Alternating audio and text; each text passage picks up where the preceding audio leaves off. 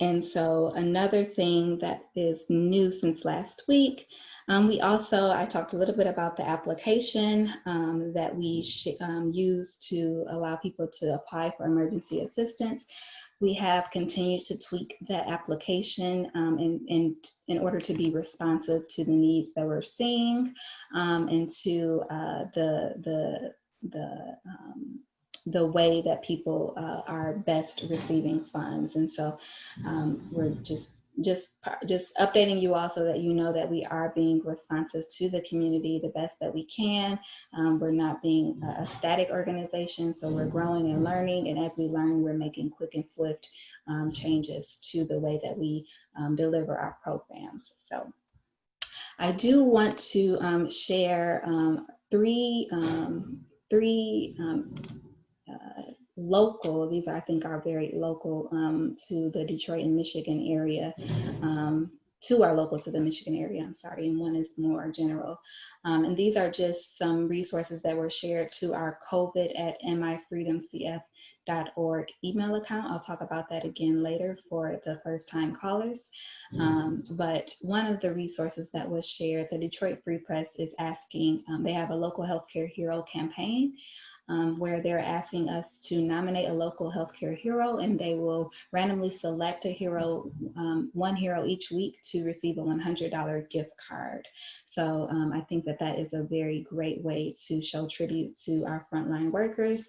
If any of you know of a healthcare worker, I encourage you to nominate them. We will include the link in the chat box shortly, but I just wanted to share that.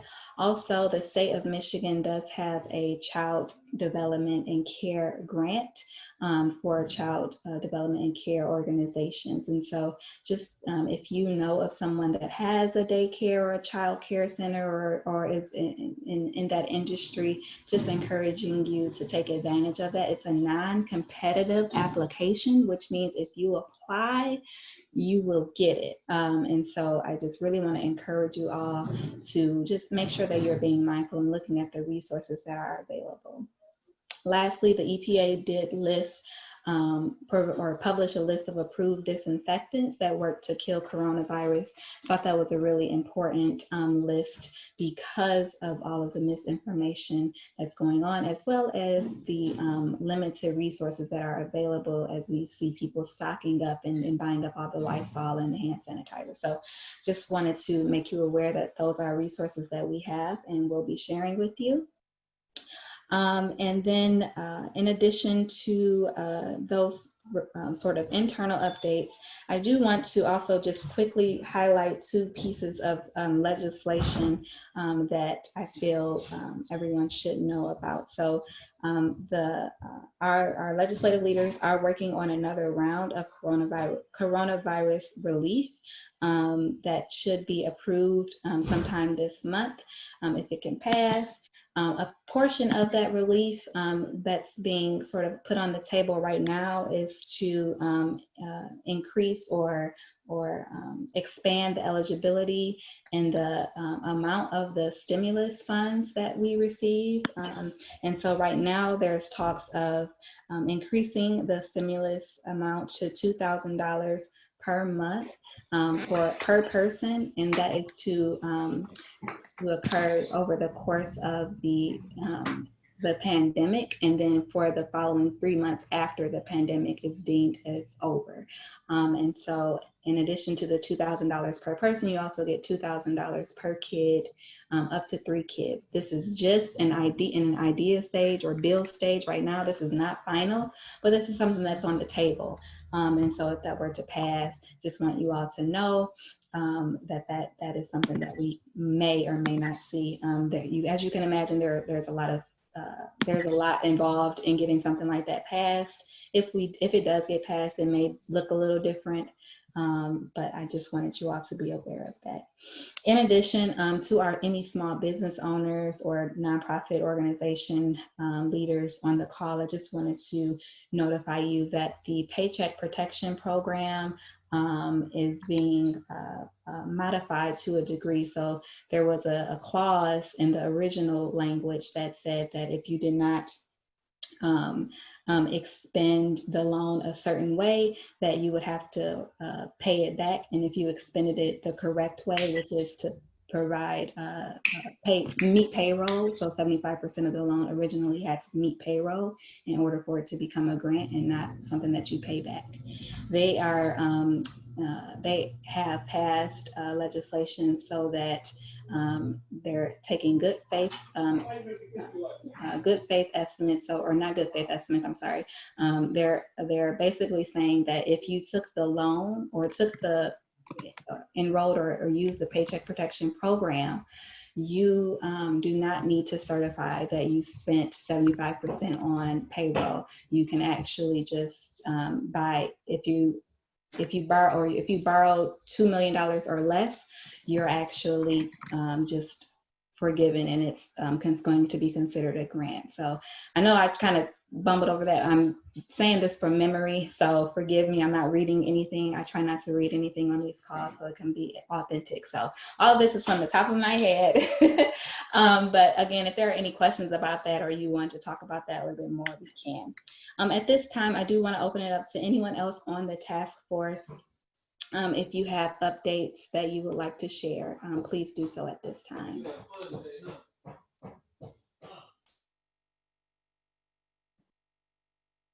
Hi, this is Kayla. Hi, Kayla. Hi, so I was working on adding more scholarships to the list of available scholarships for students. And they aren't all college scholarships. There are some like for people under college. And there are multiple, yeah, and there some of them are no essay, some of them are essay, some of them you could like make ice cream. Some of them are as simple as that. Oh, wow, that's really fun. Thank you, Kayla. Are there any other updates? Yes. Hello, this is Tarsha. I wanted to just give an update on the status of what I was working on with getting the PPE gear for the social workers that service Wayne County, as well as providing meals for medical professionals' family while they're serving and working to combat COVID in the Wayne County area. We are continuing to have the masks made. They are filtered masks. So I have probably 160 of those that are being made right now, and then they will be distributed to social workers that are working with families, continue to work with families in the Metro Detroit area. So I'm hoping that those will be distributed this week, and then we can start a second round of those as they are definitely needed and will continue to be needed. I am still taking information from individuals who know nurses, doctors who are working in hospitals in the Detroit area to coordinate sending them a meal to their families at home while they may have to be quarantined away, or while they may have difficulties or just need or want a meal sent to their home. So I am still collecting names for that. The response has been wonderful and well received. So hopefully we'll be able to provide some more of those this week as well. Thank you. That is awesome. Are there any other updates from anyone in the organization or on the task force?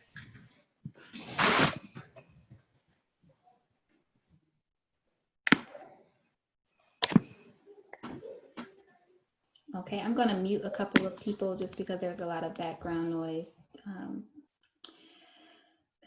Okay, so if there are no other updates at this time, I will switch over to our guest speaker. So our first guest is Shelly Wallace. Shelly Wallace is the owner of Conquer Your Credit and a board certified credit consultant. Far more than a service provider, Shelly places her work at a level of community service, understanding that as more people reach a consciousness of securing their financial future for self and family, they will realize that they hold the power to enhance their lives in limitless ways. Shelley holds a master's degree in clinical social work from Michigan State University and earned her bachelor's degree in social work from Marygrove College. She currently resides in the suburbs of her hometown, Detroit, with her two sons. Shelley, I'm going to unmute you manually in case you're having trouble, but the floor is yours. Hey everyone, I hope you're having a great night. I want to thank you guys I want to thank first Taquania for inviting me to join the call with you all, and I want to thank everyone for showing up tonight. I guess we can jump right into it. I just wanted to share some information with you guys. I know that we all are experiencing right now unprecedented times, especially economically and with the global health pandemic. So I just wanted to share some important information in regards to managing your finances and your credit at this time, because as we all know, our credit affects our everyday lives. Sometimes we may not think about how credit affects us, but I mean, it affects our ability to rent a place to stay, to buy a home, to purchase a car, to get good rates on insurance, whether insurance like for our car or for our mortgages. It can affect our ability to secure employment. So it's very important, and it affects our everyday lives. And during this time, I really wanted to share with the community how important it is to maintain your credit, especially with so much going on. Banks are experiencing things that they haven't experienced before, so are our creditors and our lenders. And although a lot of them are extending different programs to us to help us, keep our lights on, or to help us maintain even like our student loans or our credit cards in good standing, you want to make sure at this time that you're really monitoring your credit reports. Even though a lot of companies are extending things like loan forgiveness at this time, or deferring payments and saying that they aren't reporting to the credit bureaus, it's important that you are monitoring your credit reports just to make sure that they're following through with that. And we have to understand that we need to give them some grace as well. They are making changes with their staff, working from home, or being short staffed, or their processing may be delayed. So it's important for us that we're also just checking things on our end to make sure they flow as they should. So one resource I wanted to share with everyone is that typically every year we're entitled to one free copy of our credit report. But at this time, annualcreditreport.com, which is an official website to obtain free copies of your credit reports from all three major credit bureaus, they're offering your access to your credit reports free every week. Okay, so that's an important resource for everyone to use. Again, the three major credit bureaus are TransUnion, Equifax, and Experian. So during this time for the next year, you can access free copies of your credit report from annualcreditreport.com. And that's important. Even if you're not getting ready to make a major purchase, even if you have great credit, you still want to monitor your credit reports at least every 6 months, just to make sure that everything is reporting accurately and as it should. Also, I want to express that if you are able to afford your monthly payments or your bills at this time, continue to do so, whether or not your lender may be offering some type of forbearance or deferred payments. If you can afford to at least make minimal payments at this time, continue to do so to keep your credit in good standing, and to also avoid down the line like balloon payments. I know some mortgage lenders are offering deferred payments for like 3 months, but on that 4th month, they want those back payments that you missed, which could definitely cause a lot of financial stress for some of us. So if you can avoid things like that and at least make minimal payments, I really stress the importance of that. Now, if you're someone who is facing a financial hardship, it's very important to stay in communication with your lenders and your utility companies to let them know what's going on with your financial situation and to inquire about any services, programs, or benefits they have available to you at this time to keep your credit in good standing and avoid further collection activities. Even if you aren't experiencing financial issues at this time, at any time, if you're unable to make your payments, it's so important for us to reach out to our creditors and our lenders. I know a lot of us may have learned in the past to avoid them, and it's easy to do that, but it's not the best way to address the situation. And especially during this time, most creditors and lenders have something available to work with you to prevent further collection activity and damaging your credit. And like I said, credit affects us in so many different ways, sometimes in ways we don't think about. So we want to make that a priority and maintain good standing to the best of our ability. Does anyone have any questions at this time that I could help to answer?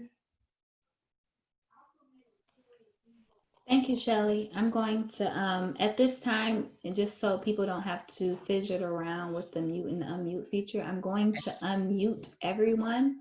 So if you need to mute yourself manually, please use the regular mute function on your device, because I'm going to unmute everyone from Zoom right now, just so that you can ask any questions that you have. Hi, everyone. This is Nina, not affiliated with anyone in particular. Can you guys hear me? Yes, we can. Hi, Ma. Okay. Hi, Shelley. Thanks for the information. So as far as receiving the credit report weekly, we just simply go to the website and indicate that we want to receive it weekly, or is that something that we'll have to manually go out and request every week? How does that work? That's a great question. You would manually go in and request it. And although it's available, typically your lenders and creditors only update your credit reports every 30 days. So I don't think it's necessary to go in weekly. But if you so choose to, you would have to go into the website and request copies of your reports every week. Okay, thank you. You're welcome.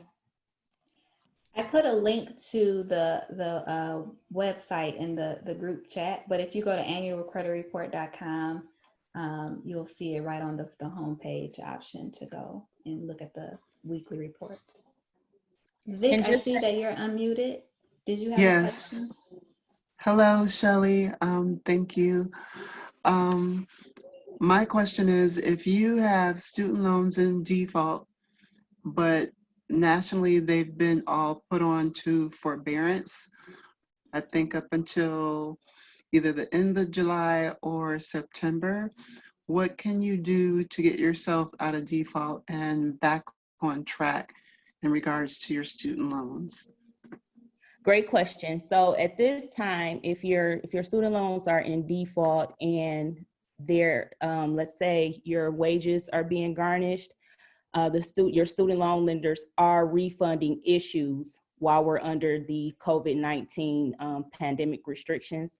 Other than that, in order to get your student loans out of default, you want to contact your student loan provider, and you want to request information regarding their loan rehabilitation program. With the loan rehabilitation program, you're required to make 9 monthly payments on time. After you make those 9 payments on time, they'll take your loans out of default status, and you'll again be eligible for benefits such as deferment, loan forgiveness program, forbearance. You'll be eligible for those benefits again.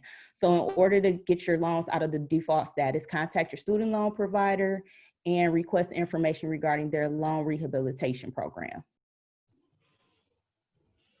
Thank you so very much. You're welcome. And I know that when it comes to student loans, so do you think, and I don't want you to guess, so if you don't know this or if this doesn't sound right, you don't have to humor me. But for example, for those of us that are under the public service forgiveness program, even though we're in forbearance right now and we're not making any payments, it's still counting towards the count or the 120 payments that we need to make for that program. So you said that you need to make 9 monthly payments to get your loans out of default. So I think this started, this forbearance started in March, and if it goes through September, however many months that is, would that count towards that 9 months, like this period? If you talk to your lender, would this count towards that 9 months, so that you only need to make maybe a couple more months of actual payments in order to get out of default, or is that not known? And is that something maybe we could advocate for? I actually just read about this yesterday, and I want to say that right now they do count, but Okay. I'm not 100% sure. I would say just call your student loan service provider and ask them. They will definitely tell you. Okay, absolutely. Are there any other questions? I don't have a question, but I just need to reintroduce myself. Okay. Oh, okay. Hi, Ava. Hi. My name is Ava Pupils. I'm a member of the Youth Advisory Committee for the Minority Freedom Community Fund. And thank you for having me on this call. Thank you for Thank joining you. us. All right, Shelly. Well, I did put Shelly's contact information in the chat, but Shelly, do you want to verbally say any of your contact information or the best way to contact you if people have other questions? Yes, before I get to that, I want to share one Oh. last piece of information. Okay. I know I gave you guys annualcreditreport.com as a reference to obtain free copies of your credit report. If you would like access to a copy of your free FICO score, that can be obtained through Experian.com. Experian.com will share with you your FICO 8 score for Experian. Some of the banks also offer you FICO scores like Bank of America, but I wanted to share that as a resource as well because that's free. If you want to contact me, first, I'm available on social media, on Instagram at Conquer Your Credit. That's the name of my company. You can also find me on my website, which is conqueryourcredit.org. And if you would like to send me an email after this call, I can be reached at info@conqueryourcredit.org. And then my business number is 734.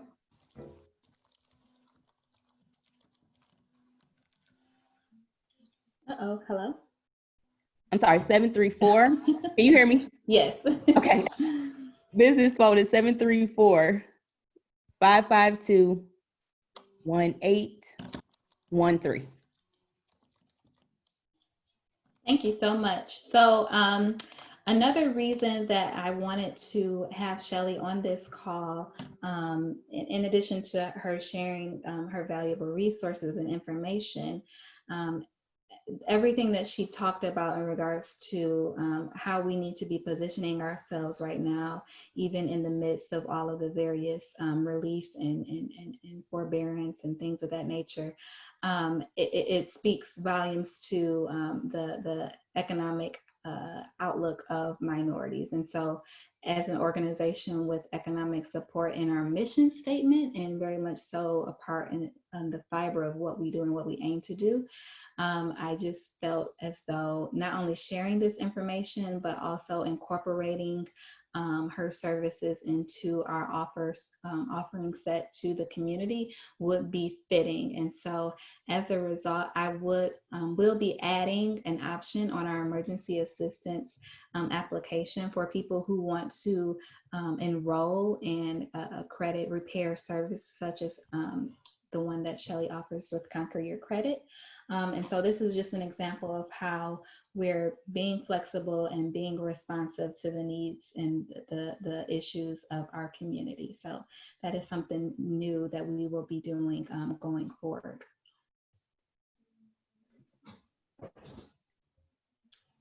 All righty. Thank you again, Shelly. At this time, I am going to turn it over to our president, Ms. Nakia Powell-Thomas, to introduce our second speaker. Hi, can you hear me? Yes. Okay, so I wanted to talk about an organization I stumbled up on while I was on social media. I saw someone post about a Be Well delivery. So I started searching for more. Of course, we are on a quarantine, so I thought, like, let me find out what that's all about. And I found out about this amazing organization called Detroit Hives and the amazing things that they're doing for our Detroit residents and our frontline workers. So I reached out to Timothy Jackson, who shared a wealth of information with me. And so I invited him on the call to introduce himself and the organization so he can tell us a little bit more about exactly what they do. Timothy, are you on the call? Absolutely. Nicole and I are both on the call. Can you guys hear us okay? We can. Hi, Nicole. Hi, how you doing? Good. Thank you guys for joining us. Thanks for having us. First and foremost, good evening, and thank you to the Minority Freedom Community Fund for inviting us to speak this evening, as well as inviting us to the COVID-19 Task Force meeting. As mentioned earlier, my name is Timothy Paul Jackson, and I'm accompanied with Nicole Lindsay, and we're the co-founders as well as co-executive directors for Detroit Hives. Detroit Hives is a 501c3 nonprofit organization whereby we work to create sustainable communities and bee populations. And how we do this is by reimagining or transforming vacant lots into educational apiaries. An apiary is just a big fancy word for a bee farm or urban bee yard. Currently, we exist in 11 locations by way of vacant lots, local schools, and community gardens, and we're managing upwards toward 45 beehives right here in the city of Detroit. We do have a vision where we believe a healthy future for bees pretty much reflects a healthy future for humanity. The health of those in our inner cities, specifically people of color, is often the last to be considered. However, it's our mission to change this. We revitalize neighborhoods. Detroit Hives is a honeybee education conservation initiative that engages urban communities in our mission by creating cultural experiences that are both educational and relatable. In spite of COVID-19, there's so many things that's going on. Many people have been affected, as well as us. But I couldn't think of a better time that bees are more essential. As you think about making sure that we have access to food quality or food security, it's important to have pollinators responsible for pollinating most of our fruits and vegetables. Are responsible for 90% of all the foods that we eat today, whether they're strawberries, apples, almonds, you name it. And without these pollinators, we wouldn't have a great supply of food quality. On top of that, we're just trying to find ways, how do we involve a 3P system in our project? Our 3P system is people, planet, and pollinators. Our project isn't just about the bees. So when you have people in our community that are pretty much hit hard with COVID-19, we found a way to involve our project with bee conservation by creating Be Well care packages. And what Be Well care packages consist of is the basic need essentials from protective face masks, hand sanitizer. We work with local businesses such as Solo Sliders to provide a slider meal package to local heroes, frontline responders, and healthcare workers. But also it includes lists of COVID-19 local resources. It also includes a jar of our deliciously dope Detroit Hives honey, and we're working to put together 4-ounce Detroit Hives beeswax candles. And what's great about the beeswax candles and the Detroit Hives honey is that honey serves as being antifungal and antibacterial. It can also help treat coughs. It can help alleviate a lot of allergies. And we know that some of these symptoms are, some of these are the first signs that you see with people experiencing different type of respiratory or health issues. Also, what's great about beeswax candles is that it produces a negative ion. These negative ions, when you burn them, they help to neutralize a lot of the pollutants that's in the air. This helps eliminate things like dust or odors, mold in the atmosphere, or it actually helps ease allergies, asthma symptoms, and overall it improves the breathing for anyone nearby. So our beeswax candles help provide respiratory therapy. We are on a mission to provide over 100 of these Be Well care packages locally within the 48214 zip code. We've already distributed close to 20 at the fire station, Egen 26, and we're scheduled to distribute another 20 at the Detroit Main Post Office this Friday, May 15th. So we're looking forward to reaching out to more local heroes, maybe even partner with local community organizations to help further our mission. Thank you. I didn't know it was that much. I'll have Taquania unmute the phone calls just to see if anyone has any questions. I change it. Don't be dirty. Put the oven on. The next day. Okay. Okay, we're gonna, sorry, I did not inform you all that I was gonna do that and give you a chance to mute yourself. So we're gonna unmute everyone, and then I'm going to invite anyone that has a question or a comment to do so when I unmute you. So I'm hitting the button now. So if you need to stay muted, please do that manually on your device.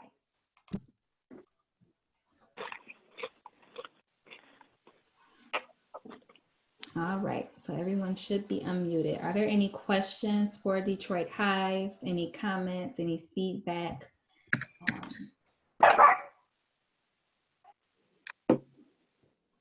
Yes, I had a question. Yes, who's speaking? Hi, my name is Norel, and I just wanted to know, how long have you guys been doing this?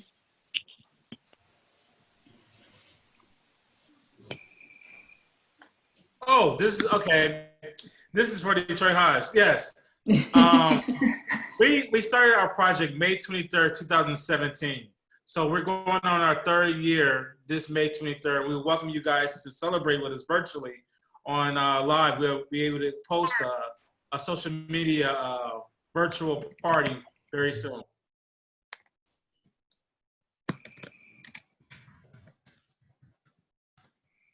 All right, Tim, I know I'm interested in getting a few candles. My daughter has asthma, and I was really drawn to that when I was on the website. Are those delivered, or how can I pick them up? Very good question. Well, due to COVID-19, we are not placing these candles in stores right now. Most of our orders are done online, whereby where supporters buy them online, we ship them right out. Okay. And I had another question. Oh, I'm sorry. I was just saying our website is www.detroithives.org. If someone wanted to get involved with Detroit Hives, how would they do so? Like, do you guys have volunteers, or can you give us your social media information so that we can follow you or find you?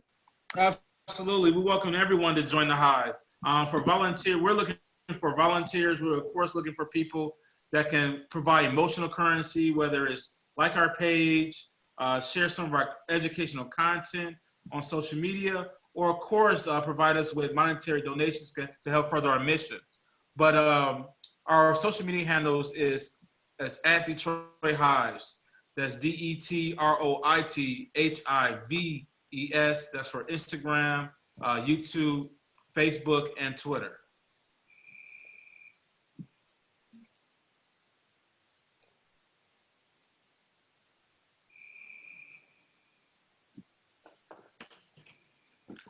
And one last question. I did catch you guys on social media, and I've seen a lot of your videos, and I saw you in the news, especially about, I think that was last year sometime. And how did all of that get started? Like, how did you blow up in the media like that? Like, I think you were on BuzzFeed and a bunch of other things. Wow, very good question. So I think it all really just started with doing the work, and then it caught the attention of the local Detroit news or Free Press. And then when they did a study on us, it kind of came across Black Enterprise, and from there, it caught the attention of Huffington Post. And I think that's where our story went viral. Once Huffington Post shared our story, it attracted millions to know how Detroit natives are creating impact by transforming vacant lots where most people see as a nuisance or eyesore, but how we're able to take that and transform it into something good, to not only help the community to beautify it, but also to support pollinators. And this was a concept that most people were not familiar with. When you think about vacant lots, most people are trying to develop on these vacant lots, put new homes and new businesses, but less people are really trying to find environmental sustainable solutions to these vacant lots. And I think that's one thing that maybe caught the attention from many news outlets, is that Detroit natives are trying to find ways to beautify their neighborhood, but also ways to provide healthier options or sustainable food options for the community.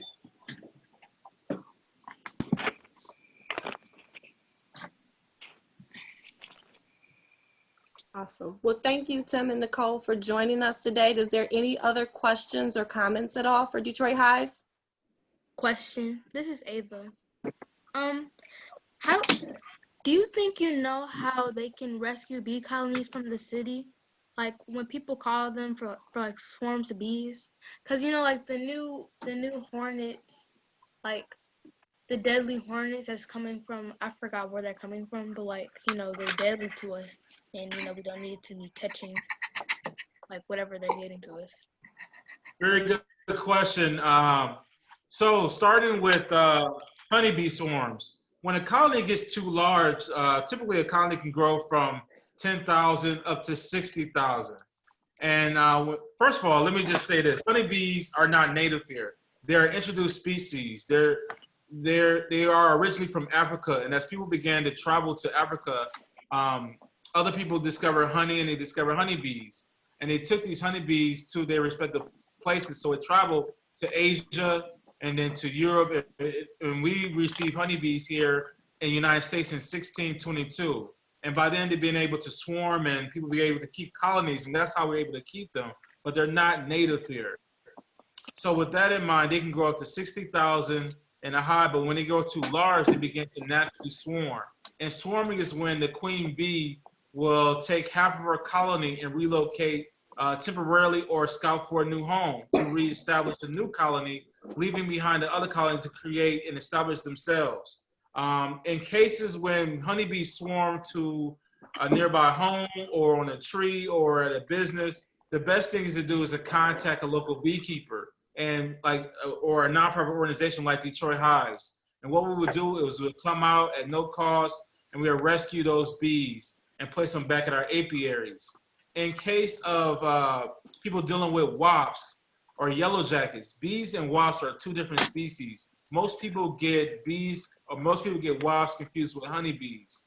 The difference between yellow jacket wasps and bees is that honeybees do not build an external nest. No type of nesting structure that you see on outside of a tree. They only build honeycomb. So if you see honeybees near your house, they would be exposed. Honeybees have a lot of hair on them, whereas yellow jackets have very little to no hair on them. And also yellow jackets can sting you over and over again, whereby a honeybee can only sting you once. Honeybees are mainly docile. They're not as defensive as yellow jackets. So the only time a honeybee will really come up to you is for two reasons. Either you look like a flower or you smell like a flower. Once they see that you are a flower with no nectar, they'll typically fly away. Whereas yellow jackets are a little bit more aggressive. You can find them at your picnics, your barbecues, and during that time of season around late fall, they're looking for any type of carbohydrate they can find. So in response to trying to treat, or I would say what to do with yellow jackets or these so-called murder hornets, one good way is that hornets or wasps, they hate the scent of peppermint oil. So any different type of strong herbs or oil like lavender or like basil, thyme, things of that nature, it helps repel those type of wasps.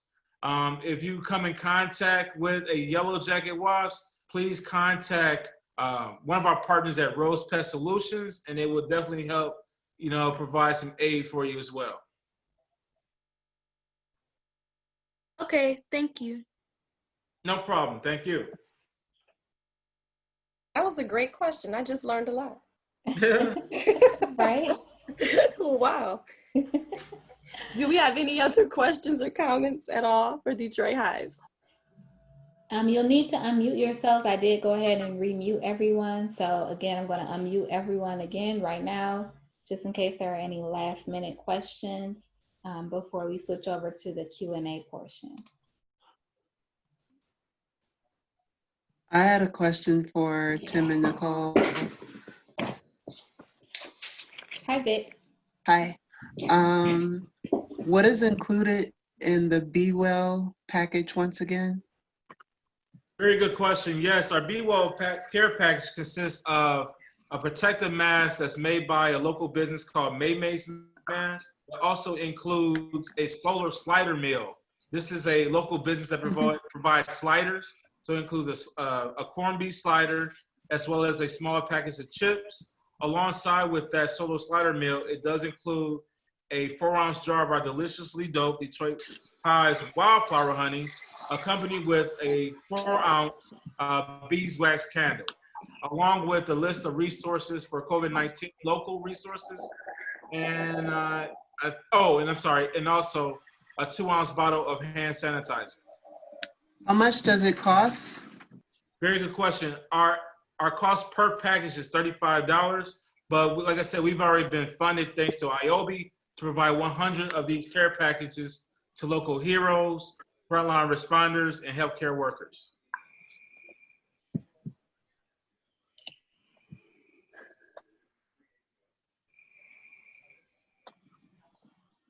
And the next time we can find you is at the main Detroit Post Office, May 15th? Yes, but we've already scheduled a delivery date for frontline responders on May 15th at the main post office. So that'll be our second delivery date for those frontline responders. Okay, thank you. No problem. Tim, are we able to add to the list or make recommendations for either an individual frontline worker or in a specific area like a post office or a police department or doctor's office or something? We're definitely open to that suggestion. We're definitely open to collaborations and trying to extend this to more people as well. So yes, we're open to that idea. Awesome, thank you. I'm pretty sure the staff at Whole Foods would be interested. Okay. All righty. Yes, well, thank you, Tim and Nicole. We really appreciate you coming on and giving us all of that wonderful information. Thank you. Thank you for having us. Thank you. Thank you. So at this time, I would like to open up the call. Again, I'm going to unmute everyone. I just want to invite anyone that is on the call, whether you're representing your house or an organization or your business. If you have any questions, any comments, any resources, any frustrations that you want to share at this time, I'm going to unmute right now so that you can go ahead and ask or speak.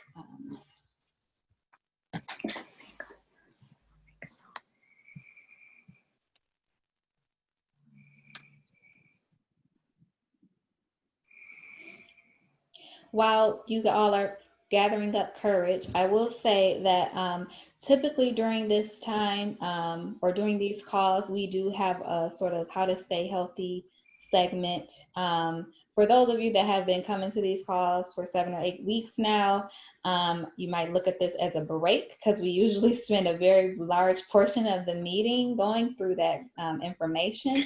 However, I did include the slides that the Detroit Health Department typically goes over. I included those in the chat.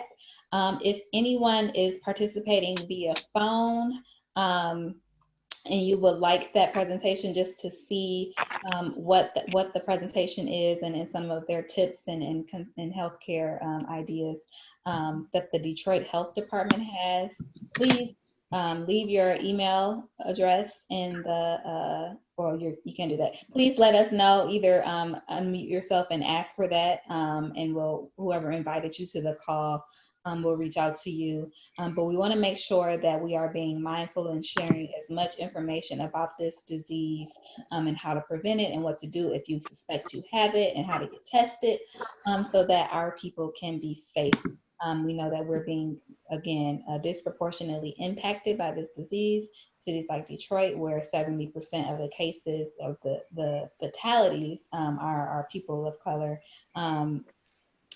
Statistics like that are very concerning, and we want to do everything that we can to make sure we're equipping you with the information you need to stay healthy. So I'm going to pause talking again to see if anyone has anything that they would like to share or say. I would like to share something. Yeah. So in regards to affordable housing, there is a minority real estate developer fund that has been established by Capital Impact Partners that's brand new. And it's been first previewed tonight at a previous meeting. I'm gonna put the email I'm gonna put the website application into the chat, which also tells you about the webinar on how to apply and the details for next Tuesday, which I think is May 19th. So it's up to about $5 million, but they're willing to go under 1 million.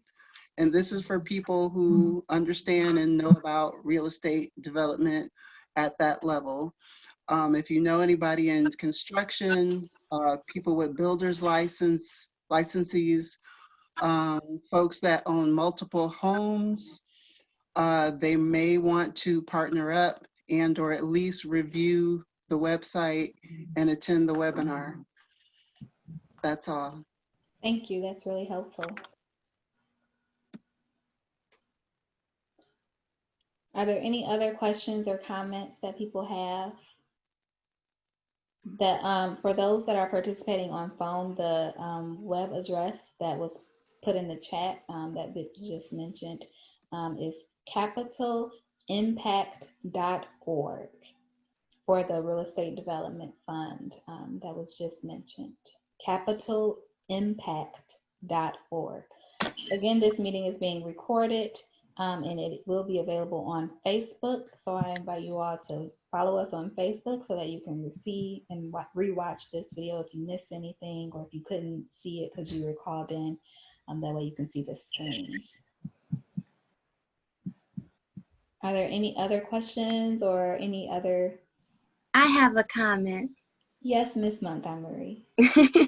I just think with now what's going on now with the virus, now we have this piece that now the children now are the, not necessarily the target, but now it's more focused on the children with these different disease, not necessarily diseases, but along with the coronavirus. And now the concern now is thinking of the piece as far as going back to school now in within the next couple of months. Just for, you know, us as educators and of course as parents now looking at how is this really going to work going back to quote unquote normal school. And now just thinking of the piece as far as how to really support educators and parents and schools, etc.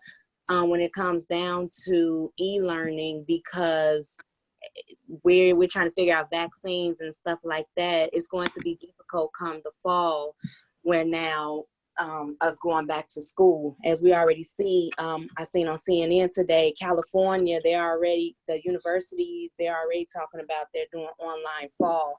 So now we have to look at, as educators, K through 8th and you know, high school, what is the piece now that we're going to do? That's it. I think that's a really good point. So you touched on a bunch of different things. The first thing that you said in regards to the new the symptoms that and the syndrome that the kids are getting, the slides from the Detroit Health Department, the third slide in that docket talks about the signs and symptoms in children. We know that originally children were thought to be sort of immune, if you will, to the disease. Of course, you can't know everything in regards to a novel virus. So we're seeing things develop, and pediatric multi-system inflammatory syndrome is the syndrome or the symptom that's occurring in children. And so Some of the symptoms of that are fevers that persist for 3 days or longer. You might have gastrointestinal issues such as vomiting, diarrhea, and abdominal pain. You might have a rash as well as a red bumpy tongue, which they call a strawberry tongue.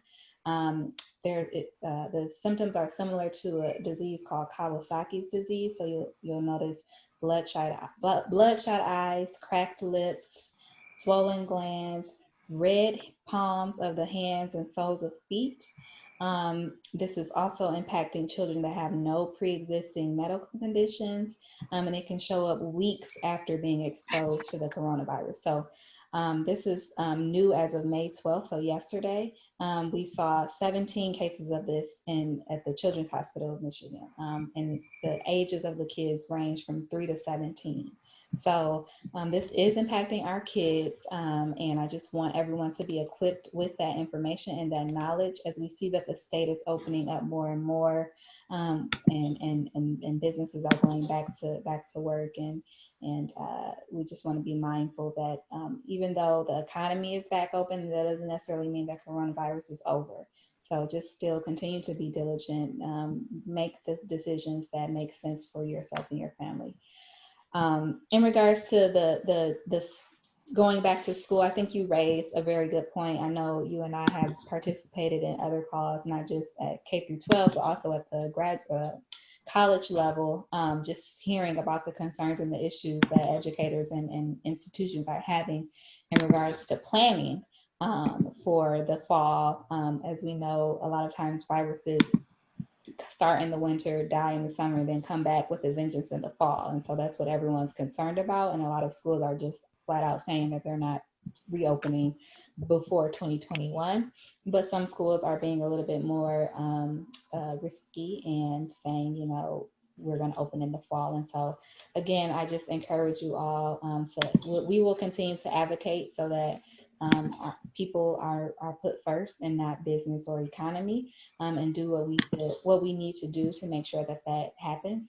But any sort of situations or unique issues that arise in your workplace, in your household, as we start to reopen, please let us know that candid feedback so that we can have those stories and sort of arm ourselves with that information as we sort of design our advocacy efforts.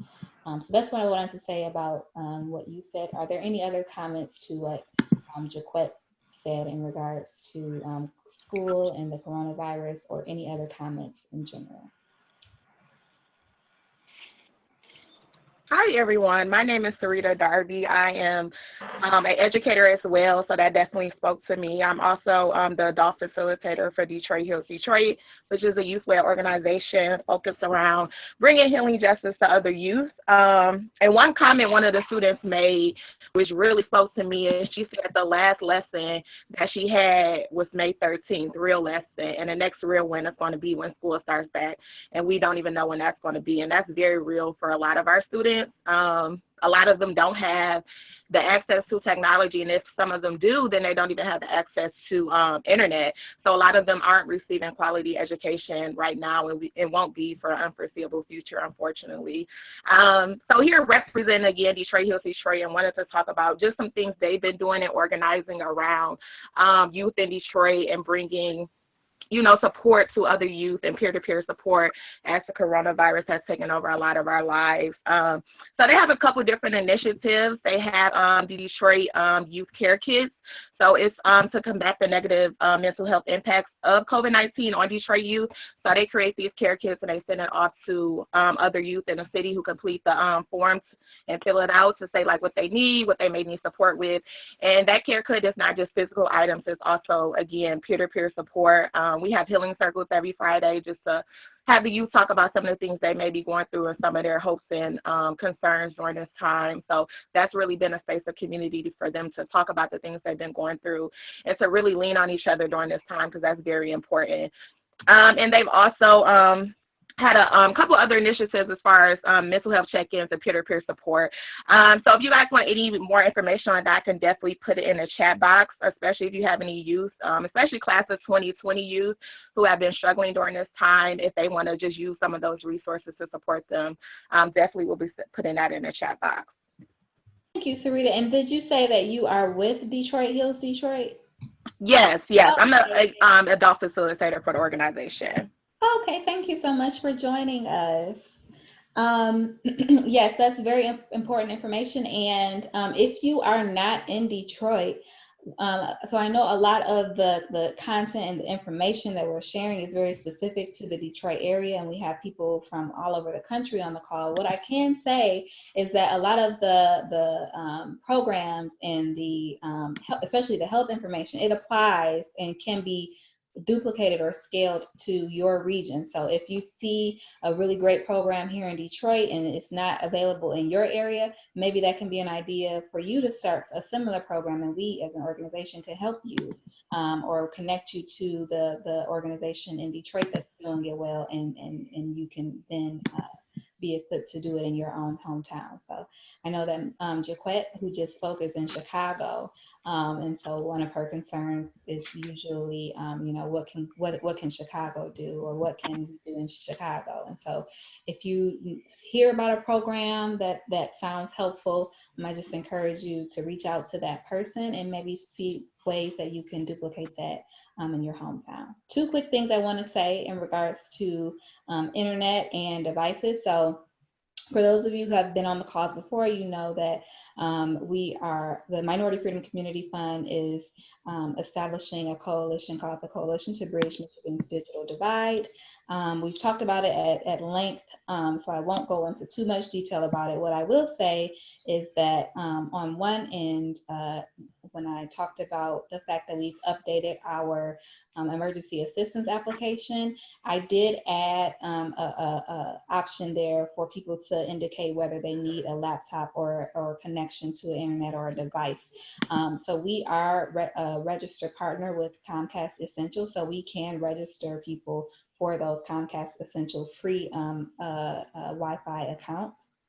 In addition, we are able to receive reduced cost laptops and tablets, so that if someone indicates that they want assistance with a device, we're able to get one for them and donate it to them. So those are some changes that we've made to our application, and some of the things that we can do as an organization to help people that don't have access to internet or a device get access and get those devices.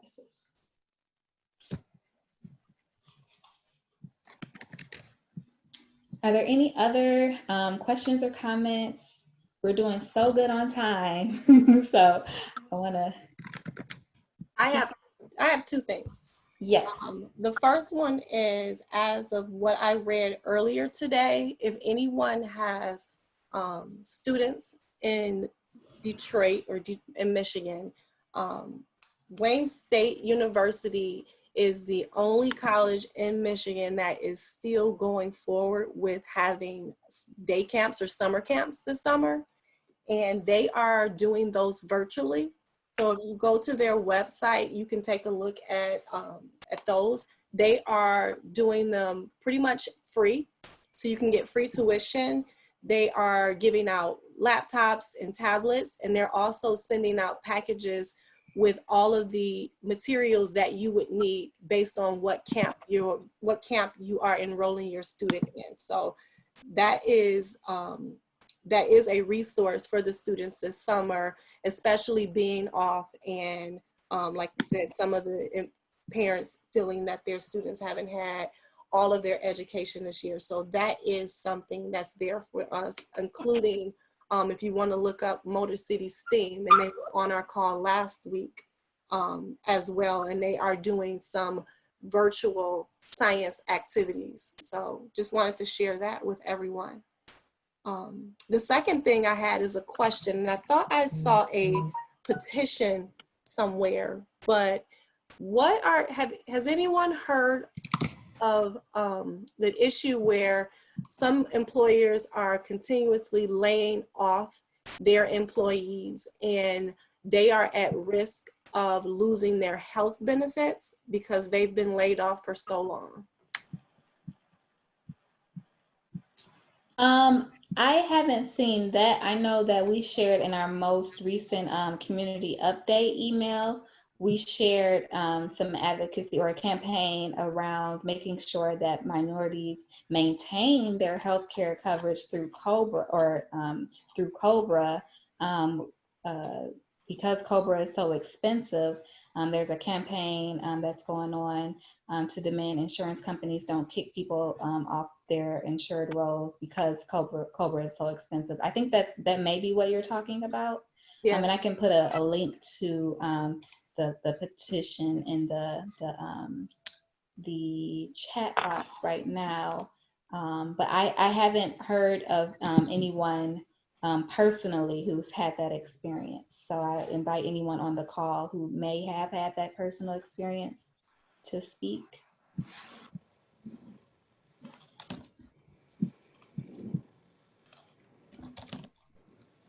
Okay, so the Color of Change, again, is the organization that does a lot of advocacy around minorities and our issues and our concerns. And so I just shared a link, but if you go to colorofchange.org, you'll see all different types of various campaigns and advocacy efforts that you can support. I'm working on getting someone from Color of Change to join one of our future calls, but they're a really great organization to get connected with in regards to advocacy and that sort of thing. So thank you for those two.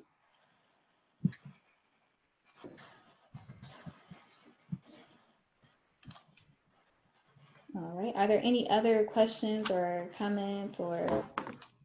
Yes, this is Shelly again. Hi, Shelly. Hey, so I did go back and locate that information. So if you are currently enrolled in a loan rehabilitation program or you apply now, you are not required to make payments, and that will still count towards your loan rehabilitation payments. Got it. Okay.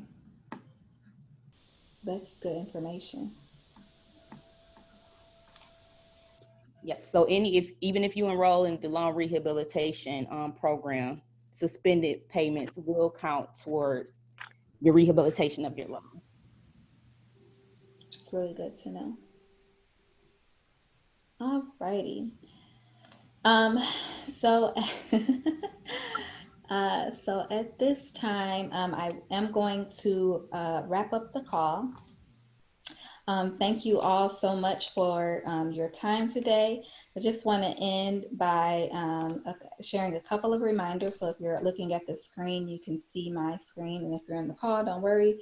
Or if you're dialed in on the phone, don't worry, I will say this out loud. So again, I want to remind and encourage you all to share any resources that you have with us to our COVID@mifreedomcf.org email account. That way we can add it to our newsletters. We can talk about it on these calls and just make sure that we can get that information out. That is the best way to share information with us, as well as sharing it on our social media page. So you can follow us if you search at MIFreedomCF on Facebook or Instagram or any of those platforms, you'll find our organization.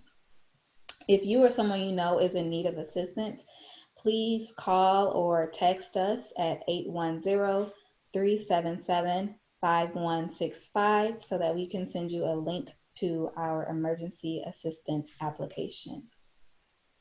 We are actively accepting volunteers, so please, if you're interested in volunteering, please, please, please, we need volunteers. We have so much to do. We're a new organization and we are really, really, really trying to make an impact. And so we have tons of initiatives and programs going on. Very, very, very eager to accept you. The only requirement is that you're interested in helping minorities and you have a commitment or ability to make a time. So you can join us by emailing volunteer@mifreedomcf.org, or you can reach out to any one of us that may have invited you to this call. We'll be happy to direct you to that. I encourage everyone on the call, if you're not an email person and you don't really check your emails that often, please text MIFreedom to 31996 to get text alerts. We'll usually send a reminder about these calls that we have every week. So if you don't, remember them or you need a reminder, that will be another great reason to subscribe. But we'll also share any pressing or important information to you if you subscribe. Again, I want to encourage everyone to complete your census. If no one in your household has completed a census for you, you can complete your census online or calling in. So you don't have to do the mail-in option. You can do it online by going to www.my2020census.gov, or you can call 844-330-2020. So if you know someone that maybe doesn't have access to internet or a device or a smartphone, you can have them call that number 844-330-2020 to complete their census. Again, as we talked about before, you want to make sure you're completing your census for the place that you spend most of your time. So not necessarily the address on your license, but just the place that you lay your head the most often. Those really dictate where federal dollars go. And as you see times like now where the federal government is pumping out lots of money to communities, that census count is very, very critical and important. So please complete your census. You will not be penalized or tracked by completing your census. So if you are here and you have different legal situations, you don't have to worry about any red flags being raised because you completed your census. Again, also we are actively fundraising for our emergency assistance fund in connection to our COVID-19 task force. So if you are interested in either donating or fundraising for that fund, you can create your own fundraiser or you can donate if you don't have time. You can text the word COVID fund to 44321 to donate or fundraise for the task force. And these funds help directly go to people who submit those applications and request various forms of assistance that we've talked about. I also want to caution everyone on the call to be mindful and aware of scams. There are scams coming from every which way you can think of. There are scams from people saying that they can get you an IRS stimulus check. There are scams of people saying that they can get your paycheck protection program application in for a fee.